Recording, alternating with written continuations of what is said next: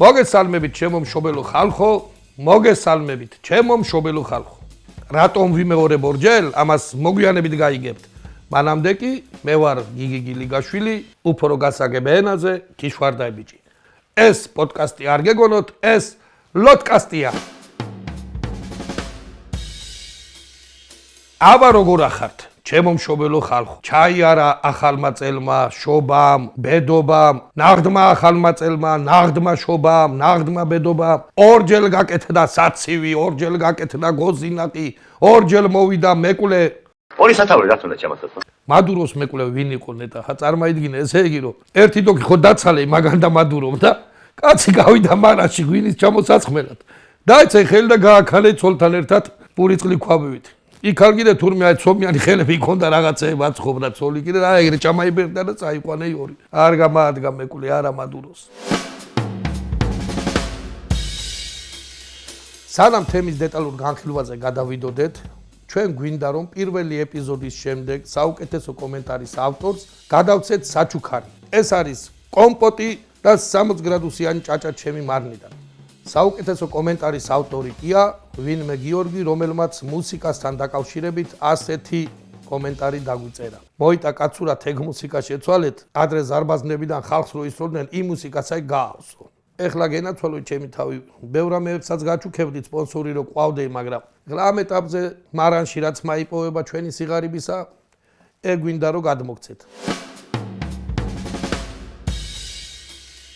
თქვენ კი ჩემო მშობელო ხალხო, თუ მოგწონთ ჩვენი გადაცემა ლოდკასტი და გინდათ რომ მსგავსი ეპიზოდები კიდევ გაგრძელდეს, აუცილებლად დააჭირეთ ქვემოთ საითუნოვათ აქეთ არის.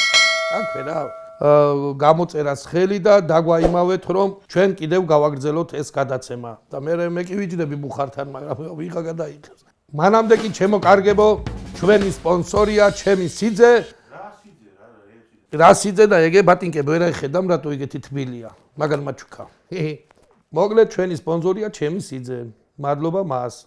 ახლა კი ისევ დაუბრუნდეთ ჩემო კარგებო მთავარ თემას. ფაქტია რომ დღესასწაულები არ ყოფნის და იმიტომ გვაქვს ყველაფერი ორ-ორი. თავისი ტრადიციებით, თავისი რიტუალებით, თავისი განსაკუთრებული კერძებით, მაგრამ სანამ ქართულ რიტუალებსა და დღესასწაულებს დაუბრუნდებით, მოდი გადავავლოთ მსოფლიოს თვალი და ვნახოთ რამე ხო არა აქვს ისეთი რაც ჩვენთან კარგად მოიკიდებდა ფეხს.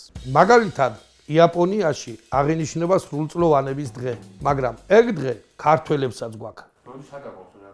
რასაბო კაცო, ბიძებ რო ბოზებში მიყავთ ბალღები, ეგ არის სრულწლოვანების დღეცა და მოკლედ ეს დღე გვაქვს. ოღონდ მოძრავი. მაგალითად, ჩვენს მონათესავე ესპანეთში აღინიშნება საოცარი დღესასწაული ტომატინა. აგვისტოში გამოდის უამრავი ადამიანი და ერთმანეთს პომიდორს ესვის. პრინციპში ცუდი არ არის, მაგრამ ეგ ჩვენთან არ გამოდგება, იმიტომ რომ ჯერ ერთი მაგი მამრე ცხავია ეგ არავინ არ არის, უნდა დეგვეხვიო და შაგჭამოი ბუზმა.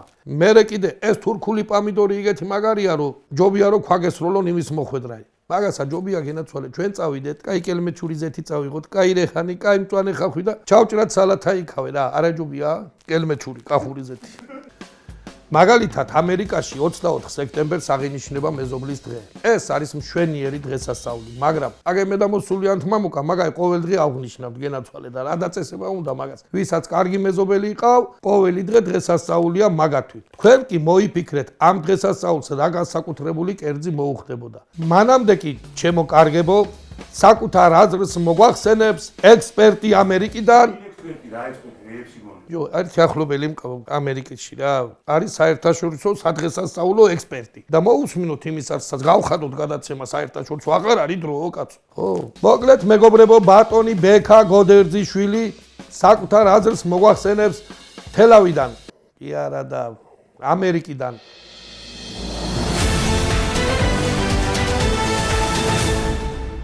შტატებში უამრავი დღესასწაულია. ეს ლოგიკურიცაა. რადგან ეს არის სახელმწიფო, სადაც ინდივიდის ტკივილი დაფარულია ნიღბით. ნიღბით, რომელსაც აქაურები რატომღაც დღესასწაულს უწოდებენ. რატომ არის იანკების ახალი წელი ასეთი პომპეზური, გრანდიოზული, ჭრელი და ფერადოვანი? იმიტომ ხომ არა რომ სწორედ ამით ისინი ცდილობენ გადაფარონ ამერიკული უღიმღამო და ნაცრისფერი სახეები.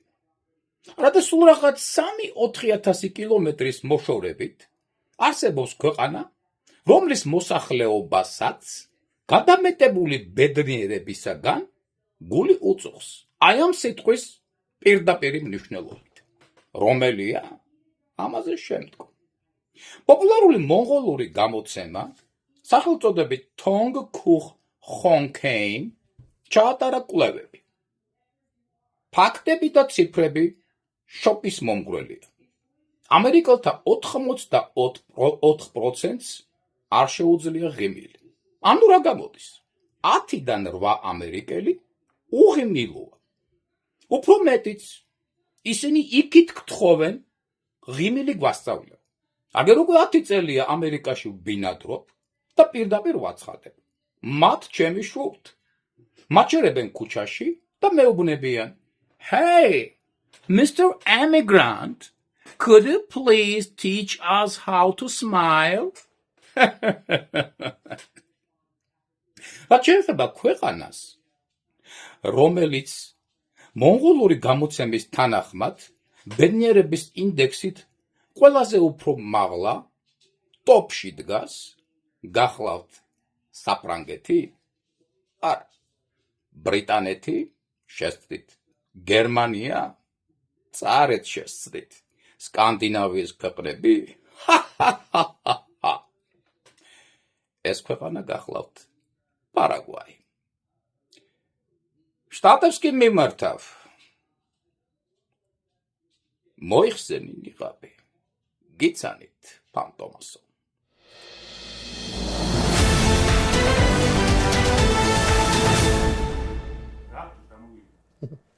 რა ბიჭო, მე ამ ექსპერტებისა ვერავისი ვერაფერი ვერ გავიგე რა.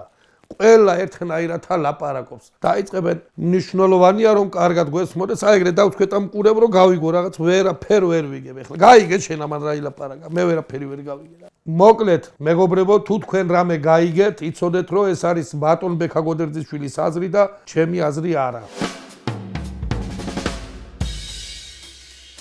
შენ ციე ანეკდოტი სანტასთან რო ირემ მივიდა. მოკლედ ესე წვილში ხო უბია ირმები რა, სანტა კლაუს თავის მარხილზე და სუწინა ერთ-ერთი ირემი უკვე ასაკშია, ბიჭო აღარ შეუძლია რა. ძლივს და აჭლახუნებს და მიადგა თოვლის პაპა სანტა კლაუს კაცო და აი რა გინდაო რა, ამდენი წელია უკან არ დამიხევიაო, სულ შენ გვერდითა ვარო, ზედა ვარ გადაყოლილიო, რასაც ამთხო ყველაფერს ვაკეთებოდ, აღარ შემიძლიაო ძმაო. რა მოხდა? ბიჭო მოყინულზეო რომ აიო აყლაშუნება მათ რახსო და აბა მიდიო და რო გავრბივართო 220-თო კაცო და მერე უცბათო ამ აღვირს რო ამოიწეო და ვატორმუზებთო იცი შენაო რომ ტრაქში რქები მერჩმებაო და ვეღარ ვიტან უკვე დავბერდიო ახალგაზრდა ხო აღარა ვარო კაცო ძალიან შავღუნდი აი მე სანტა ჩავარდა უხერხულობაში რა სამობო კაცო წამოდიო გადაგაბავს უკან არ არის პრობლემა რომ მივიდნენ ამას ხო გვერდზე უდგა კიდე მეორე რა ხო და იმას ეკითხება სანტა კლაუსი რომ შენცო ეგ პრობლემა ხო არ გაწუხებსო რა რქები ხო არ გეჭმებაო უხრუჭის დროსო და ამან შეხედა არა ცუნცულ მე პირიქით კმაყოფილი ვარო იდიოტო ანეკდოტი ეს ძალიან კმაყოფილი იყო პირიქით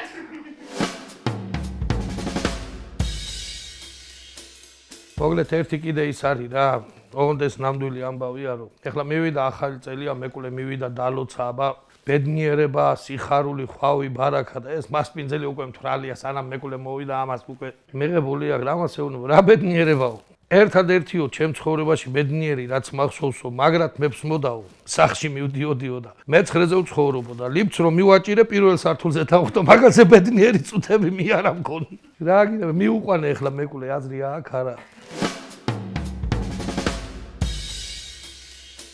და აი ახლა ეს ორი რა რატო არის ზოგიერთ შემთხვევაში ცუდი ახლა ეს ორი ახალი წელი ერთგან მოკლედ ახალ წელს გააკეთეს საცივი მოკლედ კაი დიდი ინდაური იყიდეს და ახლა ორი კვირა რა ძველ ახალ წლამდე და მოდიან სტუმრები აჭმევენ მოდიან აჭმევენ აღარ შაუძლიათ რა და ახლა ამ საცივს წყალს ამატებენ ამოიღებენ კიდე წყალს ამატებენ ამოიღებენ კიდე წყალს და მოვიდა ძველ ახალ წელს სტუმარი ბიჭო და რო გადაიღო ეს საცივი კაცინჯა და უიმეო რა გემრიელი ბატის ხორციაო უგემრიელეს არაო გენაცვალეო ესო ინდაურიაო არა ამან უთხრა ბატიაო კაცო ჯო გეუბნებიო ინდაურიაო შეხედა და ინდაური ამ ხელა წყალში არ შედის ნუ მასწავლეთ მე ეს არ ბატი ანიხვია მე პირდაპირ გეტყვით მეგობრებო, რაცა გვაქვს ორი, იმიტომ გვაქვს რომ კარგია. უფრო მეტიც არის დღესასწაულები ჩემი აზრით, რომელიც ერთი გვაქვს და ორი უნდა გქონდეს აუცილებლად, მაგრამ ისეთებიც არის, რომელსაც აუცილებლად საერთოდ გავაუქმებდი. მაგალითად, ვალენტინობას. რას ვერჩი? იმიტომ რომ ცალმხრივია ვალენტინობა. აბა, სადმე შენ გინახამ რომ დაქალები ფულს აგროვებდნენ რომ დაქალის შეყვარებულს ვალენტინობას ბოშის დრელი უნდა ვაჩუქოთო? აბა გინახამ სადმე ეგეთი. რა გინდა რაღაც ეთქუხნიან. რაცა, ნასწა? ო, ჰელოუინსაც გავაუქმებდი სხვათა შორის, რო იცოდე შენ.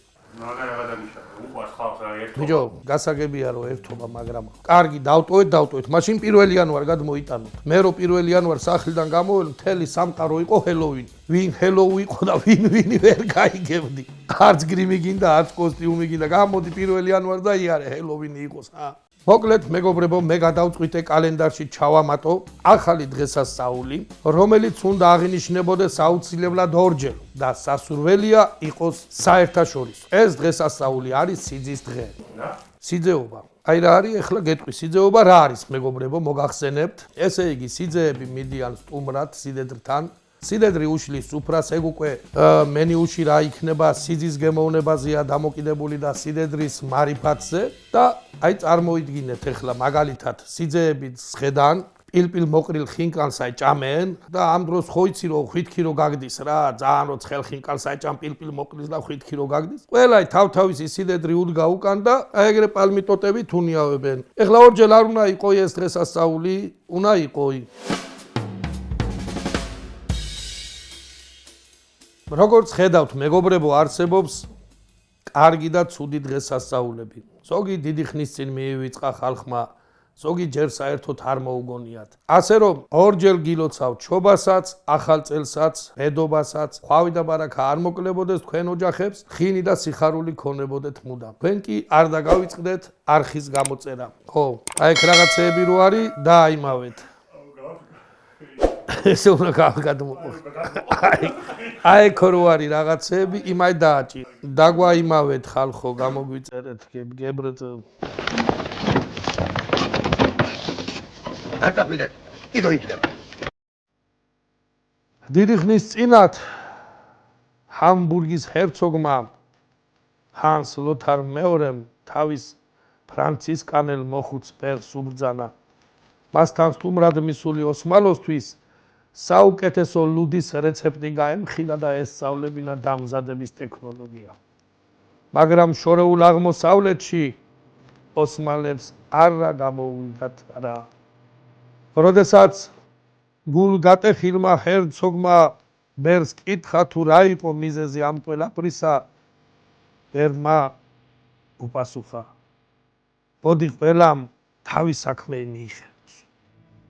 ჩემო კარგო ხალხო, ბოდი ჩვენ საქმეებ მივხედოთ და სხვის საქმეში ხირი არასოდეს ჩავ."